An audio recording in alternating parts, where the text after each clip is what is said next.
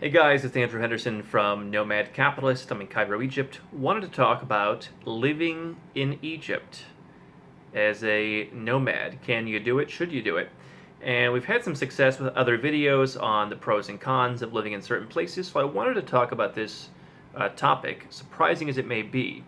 And one of the big takeaways when I think about the idea of living in Egypt is that when you're living the nomad capitalist lifestyle and you're bouncing around the world, there are, I think, two buckets: places that you live or consider living in, having a base in, etc., and places that you visit, places that you spend less time, you go to kind of hang out, the playgrounds, as you'll call it in the original flag theory.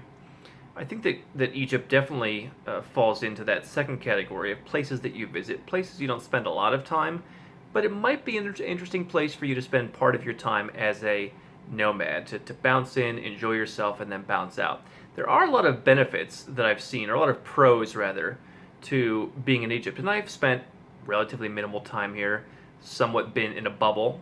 That said, I think I would live in the same bubble if I were to spend more substantial time in Egypt. But what I found is the people actually very surprising. A lot of English spoken. Again, I'm not going deep into the heart of Cairo's most local neighborhoods, but in the places that I would visit, in the places that I would hang out if I were a local, English was surprisingly good, even among the guys in the little shops and the street markets. Hospitality was surprisingly good. Obviously, you have a lot of touts here. You've got a lot of guys. I mean, one of the things that I consistently found when I came out of my hotel was, "Oh, I remember you," and like, "Oh, I work at the reception." And eventually, I kind of realized this is kind of one of the schemes. Um, you know, Nothing really bad happened, but it was kind of an interesting thing. But the hospitality in general is excellent. I found that people were so hospitable, again, in the nice hotels, but also at other places. People actually wanted to help. So English and a certain level of service, I found. I mean, to me, those are very important things.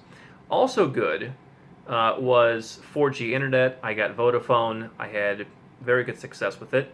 Very affordable, worked very well. Internet in hotels and fixed internet was more spotty. Stayed in two different hotels. So one, the internet was lightning fast. One, it was kind of spotty in and out. But in general, I think that you can get decent internet in Egypt, which is surprising compared to even in South Africa, which I talked about that as a potential place to live. Internet there is generally not so fast. So Egypt, actually, internet has been largely decent. Um, those are, I think, some of the big pros. Obviously, there are some interesting things to do. I have not explored the expat neighborhoods. For example, there's a big one south of the city in Cairo. I've mainly spent my time in city center of Cairo, in Giza, in the pyramids. One of the biggest challenges, I think, here is obviously um, you've got a lot of development, and that's maybe being kind. There are parts of Giza that, quite frankly, are really rough. Even some parts of Cairo that are a bit rough. And maybe some of the parts are similar to Cambodia, which I frequently recommend as a great place to invest in Asia. But you have to I think you almost have to be in a bubble here. This is not a Bangkok yet. So I think that the super authentic experience, you might run into some problems. In general, I found the place to be safe. I did walk around the Nile Corniche at night, didn't have any problems. Again, was talking to touts, didn't have any problems. I'm not saying it's unsafe, and I think that, quite frankly, a lot of folks have overblown how unsafe it is, which is why tourism has gone through the floor. But that's probably the big thing to be concerned about.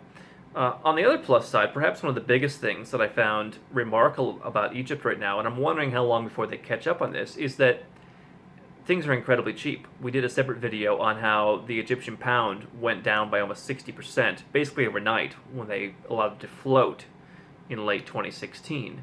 So, as I'm here, I'm getting hotel room service for $5. I'm getting massages at the hotel for $10. I'm buying cans of Coke on the street for 22 cents.